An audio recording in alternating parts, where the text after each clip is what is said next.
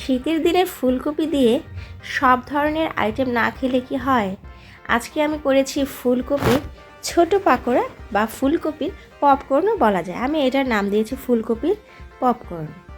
আমি এটা কিভাবে করছি আজকে আমি প্রথম থেকে শেষ অবধি আপনাদেরকে দেখাবো। আপনারা ভিডিওটা অবশ্যই প্রথম থেকে শেষ অবধি দেখবেন। মোস্ট ডেইলি কুকিংয়ে আপনাদেরকে স্বাগতম। আপনারা সবাই কেমন আছেন? আল্লাহ তাআলার অশেষ রহমতে আমি বাসার সবাইকে নিয়ে বেশ ভালো আছি। আমার চ্যানেলটা যদি আপনাদের ভালো লেগে থাকে অবশ্যই লাইক কমেন্টস করে সাবস্ক্রাইব করে দেবেন, বেল বাটন বাজিয়ে দেবেন যেন আমার ভিডিও নোটিফিকেশান আপনাদের কাছে সর্বপ্রথম চলে যায়। তো আসুন আমি এখানে কি নিয়েছি সেটা আমি দেখিয়ে দিচ্ছি। এখানে আমার প্রথমে লাগবে ফুলকপি।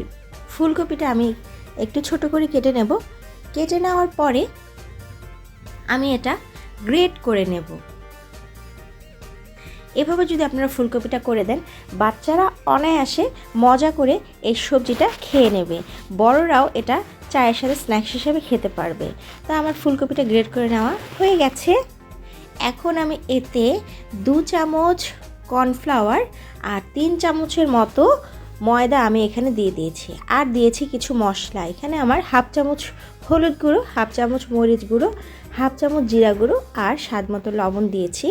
আর দিয়েছি 1 চামচ সয়া সস আর 2 চামচ টমেটো সস দিয়ে আমি এটা এখন মিক্সড করব। এখানে সামান্য আমার পানি দিতে হবে। পানি দিয়ে একটা শক্ত ব্যাটার করে নিতে হবে। খামিরটা আপনারা দেখেন, এটা থিকনেসটা আমি কি করছি। খেতে দুর্দান্ত টেস্ট হয়েছে এই রেসিপিটা। আমার বাচ্চারা তো খুব মজা করে খেয়েছে। আসুন আমরা চুলার কাছে চলে যাই। চুলায় আমি একটি প্যান বসিয়ে দিয়েছি। এখানে আমি পরিমাণ মতো তেল দেব। এটা ডুবো তেলেও ভাজা যায়, আমি পরিমাণ মতো তেল দিয়ে ভাজছি। আমি এখন রেডি করে রাখা ফুলকপির খমিরটা এখন ছোট ছোট করে দিয়ে দেব। এটা পপকর্নের মতো বাচ্চারা খুব মজা করে খেয়েছে। এখানে আমি পেঁয়াজ, কাঁচামরিচ কিছুই ইউজ করিনি। এভাবে আমার হালকা আঁচে এটা ভেজে নিতে হবে। খুবই ক্রিস্পি হয়েছে এই ফুলকপির পপকর্নটা।